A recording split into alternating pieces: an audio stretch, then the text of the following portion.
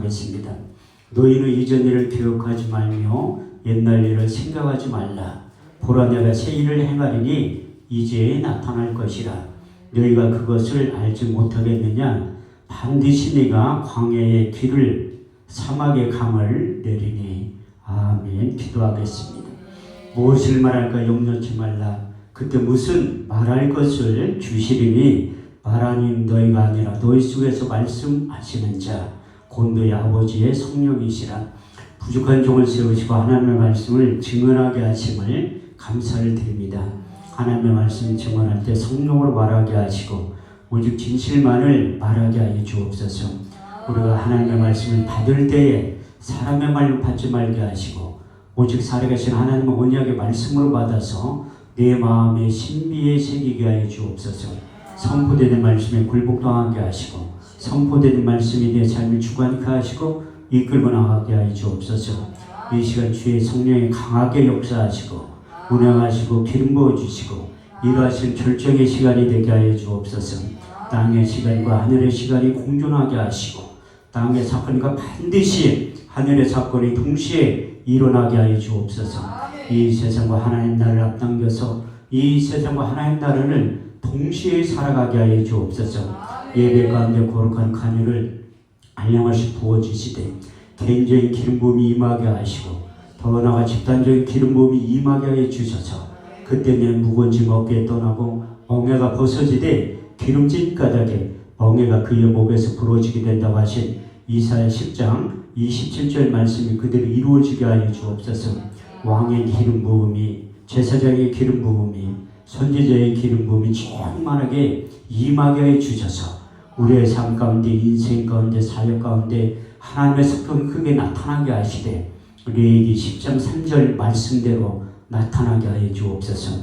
하나님을 가까이 하는 자에게 내 거룩함을 나타내겠고 온 백성 중에 내 영광을 나타내 보여주신다고 하신 약속의 말씀이 그대로 이루어져서 남은 생에 섬기는 담임 목사님의 속을 시원케 드리며 더 나아가 하나님의 속을 시원케 드리는 삶과 사역이 되게 하여 주옵소서. 충성된 사자는 자기를 보내신 이에게 마치 추수한 대로 얼음명수 같아서 능히 그 주인의 마음을 시원케 드린다고 하신 잠언 25장 13절 말씀이 그대로 이루어지게 하여 주옵소서. 우리의 예배를 받아 주옵소서. 예수님의 이름으로 기도합니다. 아멘. 할렐루야. 반갑습니다. 우리 서로 다 같이 인사하겠습니다. 주님이 자리에 계십니다. 다시 한번 하겠습니다. 오늘 좋은 일이 일어납니다. 아멘 하신 분들에게 이 밤에 좋은 일이 일어나게 될 줄 믿습니다. 지금 아멘 하신 분들의 하나님의 더 큰 은혜가 임하게 될 줄 믿습니다. 신명기 27장 말씀에 보면 내 백성아 내 말에 응답하여 아멘 할지어다. 내 백성아 내 말에 화답하여 아멘 할지어다. 우리가 아멘만 잘해도 하나님께 영광을 돌리게 된다고 고린도서 1장 20절은 이렇게 말씀하고 있습니다. 하나님의 약속의 말씀 얼마든지 그리스도 안에서 예가 되니 그런저그로 말미암아 우리가 아멘하여 하나님께 영광을 돌리게 되는지라. 이 약속의 말씀이 그대로 이루어져서 여러분들이 하나님께 영광 돌리는 복되고 귀한 삶을 영위하게 될 줄 믿습니다. 여기 서 있는 강사의 말을 들어봤자 아무런 의미도 없어요. 저는 실력도 없고 능력도 없지만 그렇지만 제 입을 통하여 선포되는 하나님의 약속의 말씀은 우리 주님께서 약속하셨던 대로 요한복음 6장 63절 말씀에 보면 살리는 것은 여긴 육은 미익함이라. 내가 이른 말이 영이요 생명이 될 줄 믿습니다. 더 나아가 시편 110편 20절에 21절 말씀을 보면 저가 그 말씀을 보내 저희를 고치사 이경에서 건져내시는도다. 주의 인자하심과 인생에 행하신 귀한 일들을 인하여 주를 찬송하게 될 줄 믿습니다. 하나님 지금도 예배자들을 찾고 계세요. 우리 주님께서 사마리아 여인에게 찾아와서 예배의 민주화를 시키는 아주 이런 유명한 말씀을 하셨는데 여러분들이 잘 알고 있는 요한복음 4장 23절에서 24절 말씀을 보면 하나님께 참으로 예비하는 자들은 신령과 진정으로 예비할 때가 오니 지금이 곧 그때라. 아버지께서는 자기에게 예비하는 자를 찾으시니라. 하나님의 영이시니 예배하는 자가 신령과 진정으로 예배를 드려야 된다고 이렇게 말씀하셨는데, 그 예배라는 단어가 처음에 어디에 등장하냐면 창세기 22장 5절에서 6절 말씀에 등장하고 있습니다. 내가 아이와 저기 가서 예배하고 너에게 돌아오리니 이에 아브라함 번제나무를 가져다가 그 아이 이삭에게 지우고 자기는 손에 칼과 불을 가지고 동행했다고 말씀하고 있습니다. 하나님은 아브라함을 부르시고 독자인 이삭을 번제물로 드리라고 할 때 그 약속의 말씀에 믿음으로 순종하는 것이 예배의 시작 샤라고 성경은 말씀하고 있습니다. 그 샤라는 뜻이 히브리 원문에 보면 두 가지의 뜻을 내포하고 있는데, 무릎 꿇고 경배하다, 무릎 꿇고 복종하다는 뜻의 의미를 내포하고 있습니다. 하나님의 약속의 말씀이 우리 이성과 상식으로는 도저히 이해되지 않고 납득되지 않는다 할지라도 그 하나님의 약속의 말씀을 믿음으로 순종하고 그 아비의 말에 믿음으로 복종하는 것이 성경은 예배의 시작 샤라고 말씀하고 있습니다. 진정한 예배는 철저한 자기 부인과 복종을 담보로 하고 있습니다.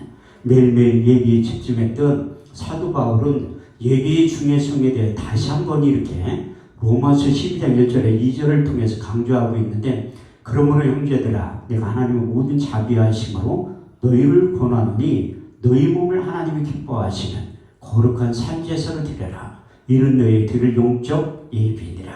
너희는 이 세대를 본받지 말고 오직 마음을 새롭게 함으로 변화를 받아 하나님의 선하시고 기뻐하시고 온전하신 뜻이 어디니 밝히 깨달을 수 있는 신앙의 안목을 예배를 통해서 열어주신다고 성경은 말씀하고 있습니다. 우리가 코로나19가 처음 시작될 때 정부에서 예배 드리지 말라고 하는 그 제한적인 일들이 일어나리라는 그 상상할 수 없는 일들이 우리 인생 가운데 다시 한번 찾아올 수도 있다는 거예요. 그래서 여러분들이 예배에 집중해야 될 이유가 바로 거기에 있는데, 처음에 코로나19가 처음에 등장했을 때 언론에서 떠들썩하게 인천의 모 지역에서 8시 뉴스, 9시 뉴스에 등장할 때가 있었어요. 그 중심에 제가 있었는데 언론사 기자들의 눈과 귀를 딱 막은 다음에 다른 목사님들은 다 등장하는데 제 이름만 쏙 빠졌더라고요. 그때 약 30명의 사람들이 모여가지고 예배를 드리는 거예요. 앞에서 5명 찬양 인도한 목사님들도 다 코로나 확진자야. 사회본 목사님도 코로나 확진자, 나 갈 때 똥 먹으라고 준 사모님도 코로나 확진자야. 30명이 모여서 예배를 드렸는데 나중에 알고 보니까 20명이 확진자가 된 거예요. 처음에 코로나19가 처음 등장할 때 하나님 앞에 여쭤본 거예요. 하나님, 전 세계 코로나19를 통해서 이제 많은 사람들이 죽어가고 있는데 여기에서 벗어날 수 있는 방법이 무엇입니까? 하나님께 여쭤본 적이 있어요. 그럴 때 하나님께서 두 가지의 말씀으로 응답을 주셨는데, 첫 번째가 시편 23편 4절 말씀. 우리가 사망한 음침한 골짜기로 다닐지라도 해를 두려워하지 않는 것은 주께서 나와 함께 하셨느니라. 주의 막대기와 지팡이와 나를 안위하시나이다. 두 번째는 역대하 7장 13절에 16절 말씀.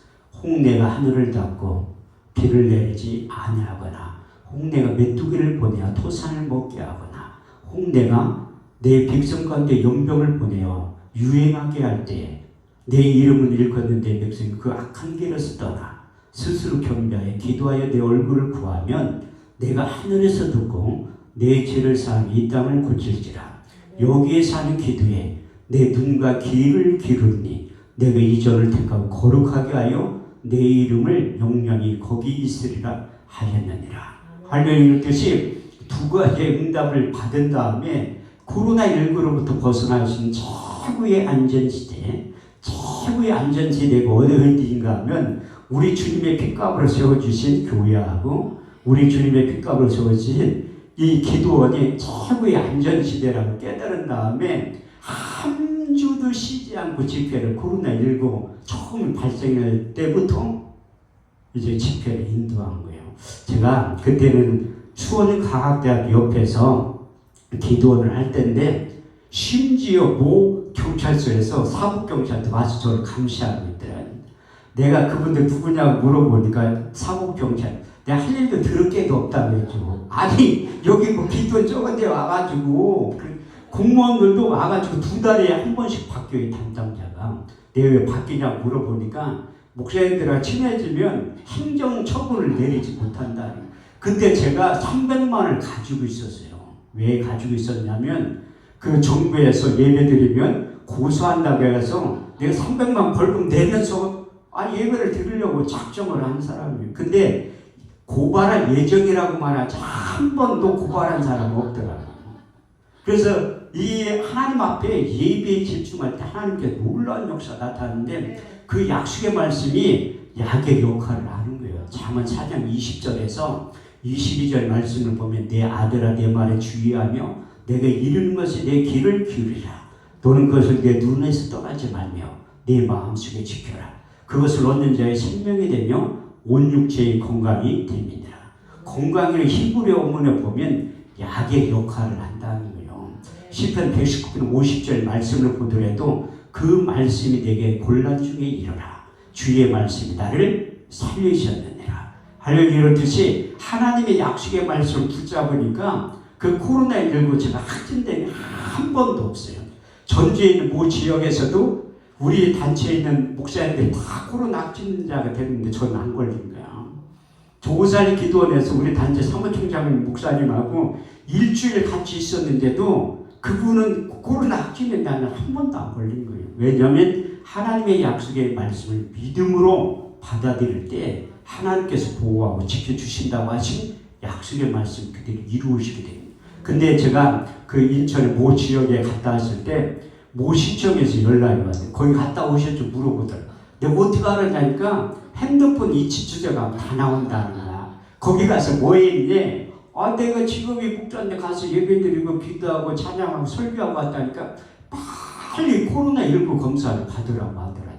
그래서 딱 받았는데 다행히 음성이 나온 거야. 그 화성 지역에서 제가 요주의 인물이 된 거예요. 처음에 언론에서 떠들썩할 때 내 앞에 있는 사람, 내 자가격리 14일 동안 끝나고 내가 그 앞에 돌아다니는데 아무도 나한테 인사하는 사람이 나 보면 피해가. 나 확진자도 아닌데 음성으로 나온 사람. 근데 하나님이 왜 코로나19 그 음성으로 나오게 했냐면 확진이 되면 끌려가잖아요. 그때 병원으로 그 차에 태워가지고 싣고 가더라고. 제가 보니까. 그래서 저는 음성으로 다행히 나와가지고 제가 성경을 얼마나 안 읽으면 14일 동안 자가격리 시키면서 성경 일독을 하고 이제 복음서까지 다 읽은 거예요. 정부에서 40만 원 용돈도 주고 이제 택배를 통해서 과자도 이만큼 한 박스를 줘가면서 그 14일 동안 할 게 없으니까 성경을 계속 읽어본 거예요. 새롭게. 이사야 34장 16절 말씀을 보면 너희는 여호와의 절을 자세히 읽어보라. 이것이 하나도 빠진 것이 없고 짝이 없는 것이 없으리니 이는 여호와의 입이 이를 명하시고 그의 신이 이것들을 모으셨다고 말씀하고 있습니다. 여호와의 절을 자세히 읽다 보니까 요한복음 5장 39절 말씀이 육의 신비에 새겨지기 시작한 거예요. 너희가 성경에 용생을 얻는 줄 생각하고 이 성경을 상고하거니와 이 성경이 내게 대하여 증거하느니라. 더 읽다 보니까 요한복음 20장 31절 말씀에 성경을 기록하는 목적에 대해 자세히 말씀하고 있습니다. 오직 이것을 기록하면 너희로 예수로 하나님 아들 그리스도이심을 믿게 하려 하며 또 그 이름을 힘입어 영생을 얻게 하려 하셨느니라. 그래서 성경은 다 예수님에 대해서 말씀하고 있더라. 구약 성경은 오실 예수님에 대해서, 신약 성경은 오신 예수님에 대해서, 요한계시록은 다시 오실 예수님에 대해서 기록되고 있습니다. 그래서 누구보다도 예수님에 대해 잘 알았던 사도 요한은 요한일서 1장 1절 2절 말씀에 대해서 이렇게 기록하고 있어요. 예수님에 대해 대취의 생명의 말씀에 관하여는 우리가 귀로 들은 바요 눈으로 본 바요 주목하고 손으로 만진 바라. 이 영원한 생명이 나타나신 바 된 자 아니라 우리가 이 영원한 생명을 보았고 증거하여 너에게 전하노니 아버지와 함께 계시다고 우리에게 나타나신 바 된 그분이 예수님이라고 말씀하고 있습니다. 사도 바울도 예수님 당시에 살았던 인물이지만 우리 주님을 육신의 눈으로 본 적은 없어요. 그렇지만 예수님의 제자들보다 누구보다도 예수님에 대해서 자세히 알았던 그 이유와 원인이 무엇인가 하면 우리 주님께서 이제 공생의 사역 마지막 부분에 가서 요한복음 14장, 15장, 16장에 걸쳐서 보혜사 진리의 성령에 대해서 언급하고 가르치기 시작한 거예요. 그분이 오셔야지만 내가 한 말이 생각나고 나에 대해서 자세히 가르쳐 주실 것이다. 첫 번째 요한복음 14장 16절에 17절 말씀을 보면 내가 아버지께 구하겠으니 그가 또 다른 보혜사를 너희에게 주사 영원토록 너희와 함께 있게 하시리니 저는 진리의 영이라. 이 세상은 능히 저를 받지 못하나니 이는 저를 보지도 못하고 알지도 못하고 너희는 알게 되리라. 내가 너희를 그와 같이 버려두지 아니하고 너희에게 다시 올 것이다.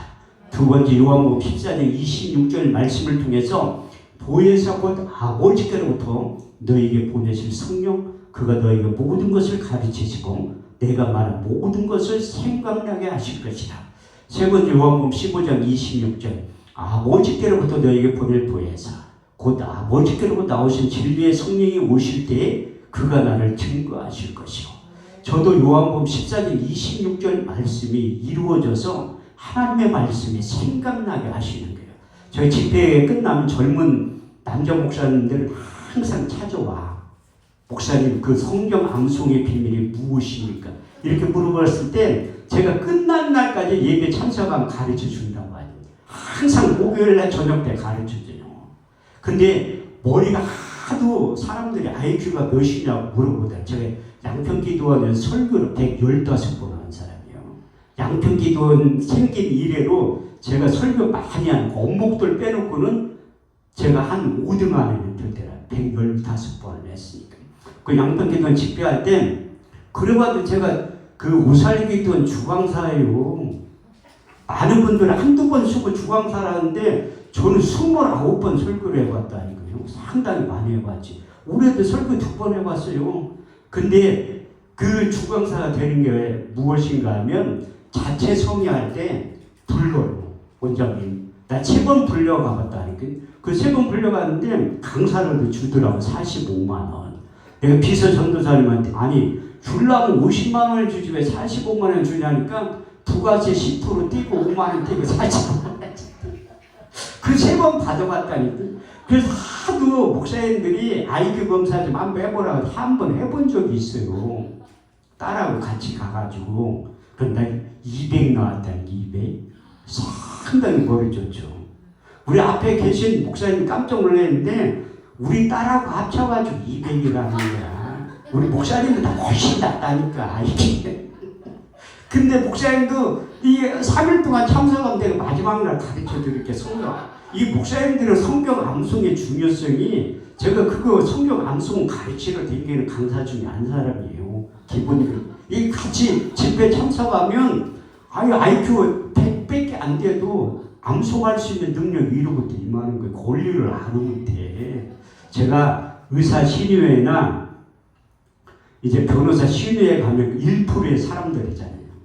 가서 설교를 1시간 하고 나면 상당히 목사님 머리가 왜 이렇게 좋니? 우리 아무리 성경 암송하려고 해도 안 되는데 어떻게 그렇게 외우냐고 물어보더니 아니 그때 이제 비결을 가르쳐주지. 성경을 암송해 본 사람들은 알아요. 이게 얼마나 힘들고 어렵나. 그 말씀 우리가 국어단이나 영어 단어는 이성으로 암기하는 거라 그게 평생 가거든요. 그런데 성경 말씀 영이요 생명이라 더군다나 복음서에 보면 악한 자가 와서 말씀을 빼앗아가. 그래서 전혀 기억이 남지 않은 거예요. 그런데 하나님 저에게 제가 노력도 많이 하지만 지식의 말씀의 은사, 지혜의 말씀의 은사를 주셔서 생각나게 하는 거예요. 네 번째는 내가 실상을 말하는 데가 떠나가는 것이 너에게 유익이라. 가면 내가 보혜사를 너에게 보내리니 그가 와서 죄에 대하여 의에 대하여 심판에 대하여 이 세상을 책망하시리라. 죄에 대하여 너희가 나를 믿지 아니하며 의에 대하여 내가 아버지께로 가서 너희가 나를 보지 못하며 이 세상에 대해서 임금이 심판을 받으리라. 우리 주님께 제자들에게 보혜사 진리의 성령이 대해서 가르쳤는데 깨닫지 못하는 거예요. 그분이 헬라어 원문에 보면 파라클레토스, 변호자, 이로자, 곁에서 도와주시는 자라는 거예요. 그분이 오셔야지만 2000년 전에 예수님에 대해서 자세히 가르쳐 주시고 그분이 하신 말씀을 생각나게 한다는 거예요. 그때 그래도 제자들이 깨닫지 못하니까 우리 주님께서 결론을 내려주신 거예요. 요한복음 16장 13절 말씀을 통해서 그리하나 진리의 성령이 오시면 그가 내 모든 진리 가운데 인도하시리니 그가 스스로 말하지 않고 오직 듣는 것을 말하시며 장래일을 너희에게 알려주신다고 말씀하고 있습니다. 그렇게 한 다음에 이 사도 바울도 이 약속의 말씀이 이루어져서 육신의 눈은 우리 주님을 본 적이 없지만 다메섹 도상에서 우리 주님을 만나고 경험하고 체험한 다음에 그가 가지고 있는 모든 유전적인 것을 내려놓은 거예요. 요즘 말로 표현하면 사도 바울의 출생의 비밀은 저하고 너무 틀리더라고요. 금수저를 물고 태어난 사람이요. 빌보스 3장 5절에서 6절 말씀을 보면 내가 난 지 8일 만에 할례를 받고 이스라엘 족속 베냐민 지파요 히브리인 중에 히브리는요 열심으로는 교회를 핍박하고 율법의 의로는 흠이 없는 자로 그런 고백하고 간증하고 있어요. 그런데 다메섹 도상에서 우리 주님을 만난 다음에 그가 변하여 새 사람이 되었다고 말씀하고 있습니다. 빌보에서 3장 7절 8절 말씀을 보면 그러나 내게 무엇이든지 유익하던 것을 그리스도 예수를 위하여 해를 여길 뿐더러 해로 여기면 내 주 예수 그리스도를 아는 지식이 가장 고상함을 인함이라. 내가 그를 인해 모든 것을 잃어버리고 배설물로 여기면 그리스도를 얻고 그 안에서 나를 발견했기 때문에 그가 가지고 있는 모든 것을 내려놨다고 말씀하고 있습니다. 그래서 그가 부르심의 소망, 우리 주님과의 관계에 대해서 로마서 1장 1절에서 4절을 통해서 이렇게 고백하고 간증하고 있습니다. 그리스도의 종 바울은 사도로 부르심을 받아 하나님의 복음을 위하여 특정함을 입었나니 이 복음은 하나님이 그의 아들에 관하여 선지자들을 말미암아 성경에 미리 약속하신 것이라. 이 아들로 말하면 육신은 다윗의 혈통으로 나셨고 성결의 영혼은 죽은 자 가운데 부활하여 하나님의 아들로 인정되신 바 되셨으니 곧 우리 주 예수 그리스도라고 말씀하고 있습니다. 우리 주님께서도 부활하신 이 땅에 40일 동안 계셨는데 그 근거가 어디에 있냐면 사도행 1장 3절 말씀을 보면 해 받으신 이에 친히 사심을 나타내사 40일 동안 저에게 보이시며 하나님 나라에 대해서 말씀하실 때 누가복음 24장 44절 말씀을 통해서 또 이르시되 내가 너희와 함께 있을 때 너희에게 말한 바 곧 모세의 율법과 선지자의 글과 시편에 나에 대해서 기록된 일들이 이루어져야 한 말이 이것이라 하시고 그래서 구약 성경을 통해서 말씀이 육신에 오실 예수님에 대해서 300번이 넘게 기록되어 있습니다. 그 대표적인 인물이 이사야라는 대선지자인데 3번에 걸쳐서 예언의 말씀이 나오고 있습니다. 첫 번째 이사야 7장 14절 주께서 친히 징조로 너에게 주실 것이라 보라 처녀가 잉타의 아들을 낳을 것이요 그 이름을 임마누엘이라.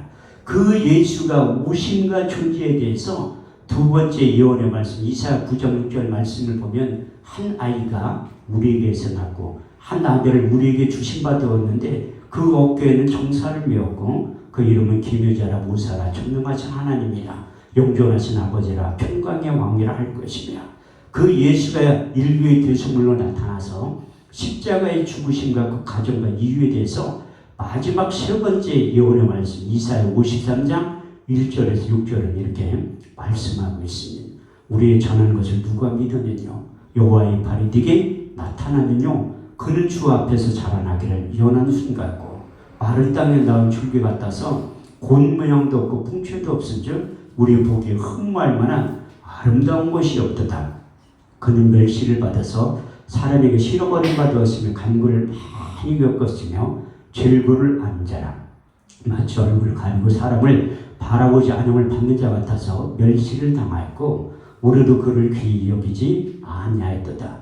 그는 실로 우리의 질고를 지고 우리의 슬픔을 당하였거늘 우리는 생각하기를 그는 징벌을 받아서 하나님께 맞으며 고난을 당한다 하였노라.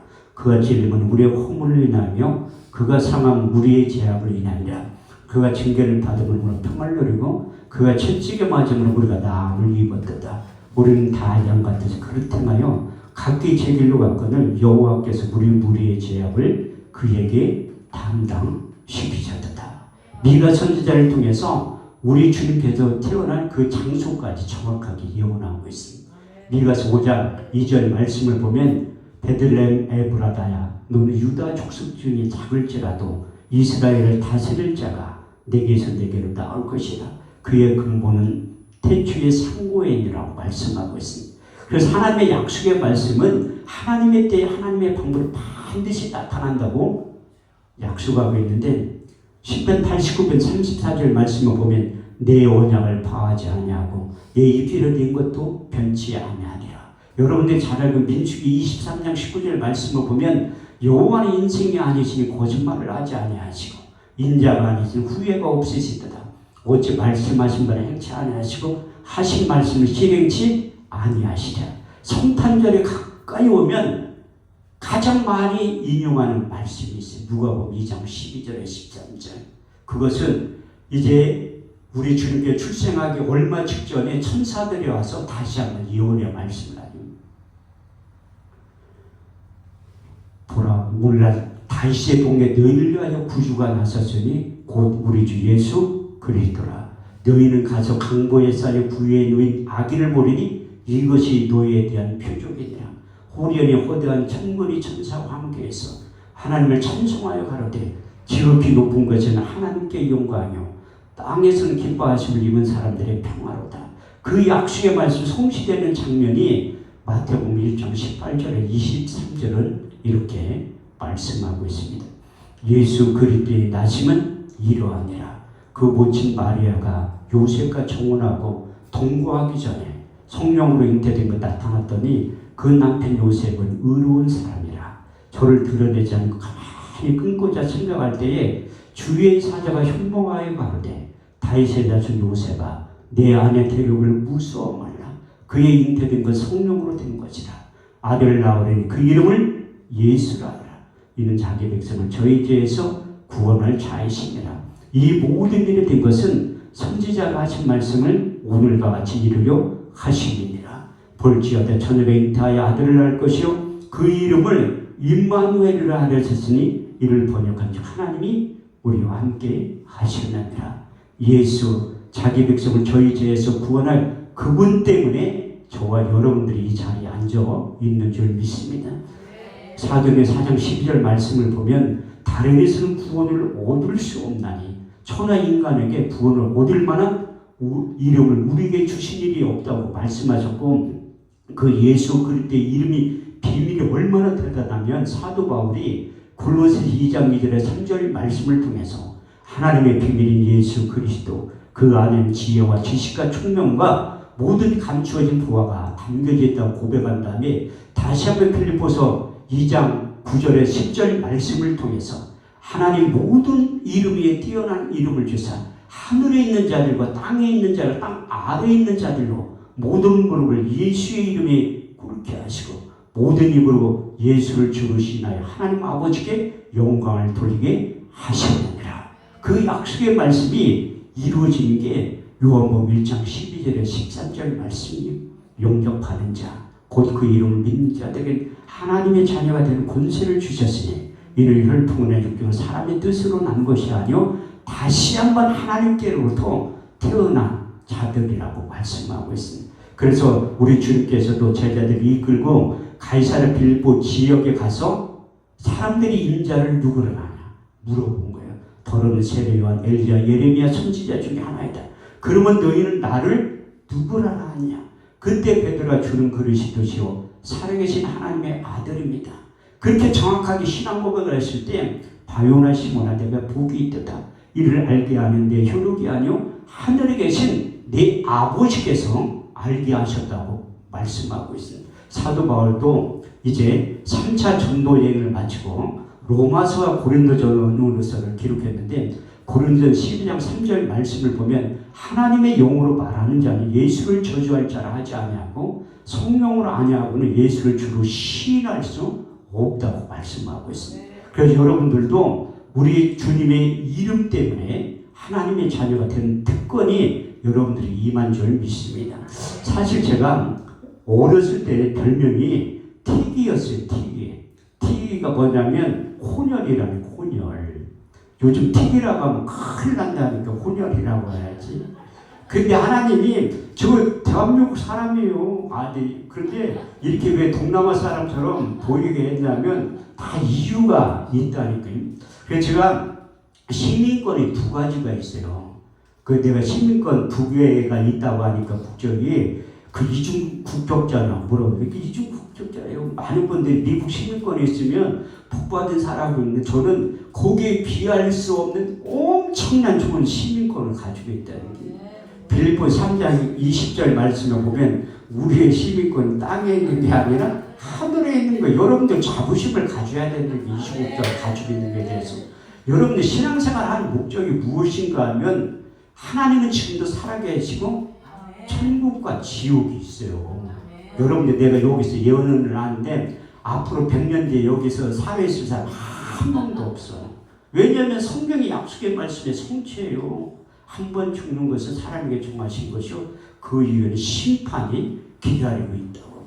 그래서 제가 우리 집안은 대대로 믿지 않는 집안이에요. 근데 전두에 미련한 것으로 하나님은 구원받은 자를 기뻐하신다고. 제가 고향이 대전이거든요. 고등학교 2학년 때 수요일 날 1년 선배가 우리 교실에 와가지고 금찬아 너 오늘 학교 끝나면 어디 갈 데가 있다. 어디 가냐니까 잔말 말고 따라오래. 내가 두드러 맞을 테니 끌려간 곳이 대전 신흥동에 있는 초원 장로교에 끌려간 거예요. 가서 딱 보니까 어이구 유행가 같지는 않은데 이상한 노래들을 부르고 있더라고. 나중에 알고 보니까 그게 복음성가 찬양이야. 또 목사님이 연설을 해. 그때 교회 처음 갔으니까 설교라고 해야 되는데 또 연설처럼 들리더라고. 근데 신기한 게 그 다음날 새벽에 보이지 않는 힘에 이끌려가지고 새벽 예배 가기 시작한 거예요.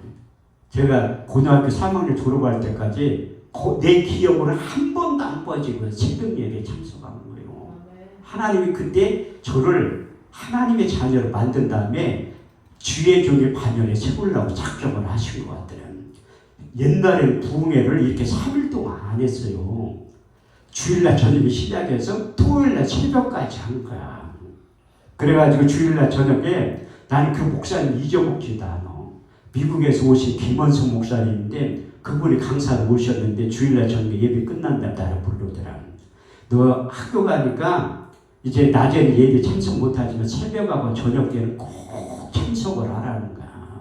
알았다고 하니까 조건이 있대. 뭐냐니까 꼭 헌금을 해야 된다는 거야. 예배 때는 이제 재단에 재물을 바쳐야 된다는 걸 알았다고. 내가 그때 속으로 그랬지. 믿음이 없으니까.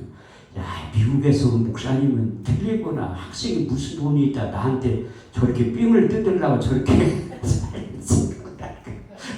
그런데 그 말씀이 순종이 돼가지고 학교까지 1시간 걸어가야 돼요. 헌금하려고 매일 걸어갔다 온 거야. 저녁 때 헌금하고 토요일날 새벽 예배 끝난 다음에 날 나오라고 하더라고. 그래서 안수기도를 해주면서 너는 앞으로 목사가 될 것이고 훌륭한 부흥사가 될 것이라 그런 예언의 기도를 해주더라고. 나는 하나도 안 믿었어요. 담임 목사하고 짜고 내가 서울로 학교 갈게. 날 주저앉히려고 저런 얘기를 하는구나. 그렇게 생각했는데 그게 고린도 10장 5절 말씀을 보니까 내 생각을 사로잡아 그리스도께 복종시키는. 그래서 제가 일찍 신학교에 들어간 거예요. 제가 신학교 졸업한 지가 거의 38년 됐는데 꽤 오래됐잖아요. 그런데 목회를 졸업받고 바로 한 게 아니라 부교육자로 가야 되는데 누가 부르는 교회가 한 군데도 없어. 또 가고 싶은 마음도 없고. 그래서 저쪽 동네에 있다가 10년 만에 회개하고 돌아온 거예요. 회개하고 돌아왔을 때 하나님이 내 육체 가운데 하나님의 영으로 감동되게 한 다음에 새 영과 새 마음을 부어주시더라고요. 왜냐하면 내가 하나님의 약속의 말씀이 믿음으로 순종하지 않기 때문에. 아까도 위에 담임 목사님 설교할 때 잠언 4장 23절 말씀에 보면 물을 지킬 만한 것보다 먼저 내 마음을 지켜라. 생명의 근원이 여기에서 난다고 말씀하고 있습니다. 근데 제약된 인간들은 이 에레미야 17장 3절 말씀을 보면 만물보다 거짓되고 심히 부패한 것이 마음이라고 말씀하고 있습니다. 사사기 21장 25절 말씀을 보더라도 그때 이스라엘의 왕이 없으므로, 그때 이스라엘의 말씀이 없으므로 자기의 소견에 옳은 대로 행하였더라. 그래서 하나님의 말씀 중심으로 살아가지 않는 자들은 자기의 소견에 옳은 대로 행하는 게 가장 정확한 삶이라고 생각하지만 그건 잘못된 거라고 바울이 이렇게 두 번에 걸쳐서 정의를 내리고 있습니다. 로마서 8장 5절에 8절 말씀을 보면 육신을 쫓는 자는 육신의 일을, 영을 쫓는 영의 일을 생각하나니 육신의 생각은 사망이요 영의 생각은 생명과 평안이니라.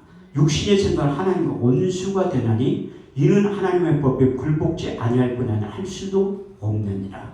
육신에 있는 자는 하나님을 기쁘시게 할 수 없느니라. 또한 로마서 7장 21절에 25절 말씀을 보면 내가 한 가지 법을 깨달았느니 선을 행하기 원하는 나의 악이 항상 함께 있는 것을 보는 듯하. 내 속사람 하나님의 법을 즐거워하되 내 지체 속에 또 다른 법이 내 마음의 법과 싸워 내 지체 속에 있는 죄의 법하고 사로잡아오는 것을 보는도다. 오라 나는 공고한 사람이로다. 이 사망의 몸에서 누가 나를 건져내라. 내가 속사람 하나님의 법을 육신은 죄의 법을 숨길 수밖에 없는 연약한 존재라고 고백하고 있습니다. 근데 이것을 극복할 수 있는 방법도 갈라디아서 5장 16절에 18절에 해답을 제시하고 있습니다. 성령을 쫓아 행하라. 그럼 육체의 욕심을 이루지 아니하노니 육체의 소욕은 성령의 소욕을 거스르고 성령의 소욕은 육체의 소욕을 거스르니 이 둘이 대적하면 너희가 원하는 것을 하지 못하게 된다고 말씀하고 있습니다. 그래서 우리가 하나님의 영으로 충만하면 육체의 소욕을 이길 수 있는 힘이 이로부터 임하게 된다고 말씀하고 있습니다. 그래서 성령이 우리 육체 가운데 전사하고 찾아오실 때 많은 일들을 하시지만 첫 번째 새 영과 새 마음을 우리 육체 가운데 심어준다고 말씀하고 있습니다. 에스겔서 36장 26절에 27절 말씀을 보면 내가 너희 속에 새 영을 주고 새 마음을 주어 너희 몸에서 굳은 마음을 제하여버리고 부드러운 마음을 줄 것이냐. 또 너희 속에 새 신을 주어 너희가 내 율례를 행하며 규례와 법도를 지킬 수 있는 능력이 이로부터 임하게 된다고 말씀하고 있고 에스겔 11장 19절에 20절 말씀을 보면 내가 너희 속에 일치한 마음을 주고 그 속에 새 신을 주어 너희 몸에서 굳은 마음을 자여 버리고 부드러운 마음을 주어서 너희가 율례와 규례 법도를 지켜 행할지니 너희는 내 백성이 되고 나는 너희 하나님이 될 것이라. 그래서 하나님이 성령을 우리 육체 가운데 부어주시고 새 영과 새 마음과 일치한 마음을 주셔서 하나님의 생각이 내 생각이 되고 하나님의 뜻이 내 뜻이 되고 하나님의 일들이 멀게 느껴졌지만 내일처럼 자연스럽게 된다고 말씀하고 있습니다. 그 새 영과 새 마음이 우리 육체 가운데 들어야지만 우리가 새 일을 하게 된다고 오늘 본문 말씀대로 이루어지는 거예요. 너희는 이전 일을 기억하지 말라. 옛적 일을 생각하지 말라. 보라 내가 새 일을 행하리니 이제 내가 나타날 것이라. 너희가 정령이 그것을 알지 못하겠느냐. 내가 광야의 길을 사막의 강을 낸다고 하신 약속의 말씀이 이루어지는 거예요. 나는 못해 안돼 할 수 없다 할지라도 바울이 이렇게 고백하고 있습니다. 내게 능력 주신 자 안에서 내가 모든 것을 할 수 있느니라. 할렐루야. 이렇듯이 빌립보 4장 13절 말씀을 잘 아는데 11절에 12절 말씀을 보면 내가 궁핍함으로 말하는 것이 아니라 어떤 형편이든 자족하기를 배웠노니 내가 비천의 철절도 알고 풍부의 철절도 알아. 모든 일에 배부르며 배고프면 일체의 비결을 배웠느라. 내게 능력 주신 자 안에서 내가 모든 것을 할 수 있느니라. 할렐루야. 이렇듯이 하나님께서 저희 인생 가운데 새 영과 새 마음을 주신 다음에 제가 상상할 수 없는 새 일을 하게 만들더라요. 제가 선교에 대해서 목회도 할 줄 모르고 아무것도 할 줄 모르니까 아프리카 선교사를 만나게 한 다음에 지금부터 2만 킬로 떨어진 사우스 아프리카하고 짐바브웨로 날려보낸 거예요. 제가 처음에 갈 때 3일 만에 간 거예요. 3일 만에. 멀기는 또 엄청 멀더라고요. 비행기값 싼 거 티켓팅 하느라고 홍콩에서 대기 시간이 12시간짜리 끄는 거야. 여기서 홍콩까지 5시간 반 갔다가 홍콩 공항에서 12시간을 대기하고 있다가 거기에서 남아프리카 공항 요하네스 공항까지 가는데 비행기를 12시간 반 타고 가요. 공공에서 딱 비행기를 타니까 흑인들이 80% 타고 있더라. 아, 이제 아프리카 가는구나. 거기 가서도 또 짐바브웨까지 비행기를 2시간 동안 또 타고 간 거예요.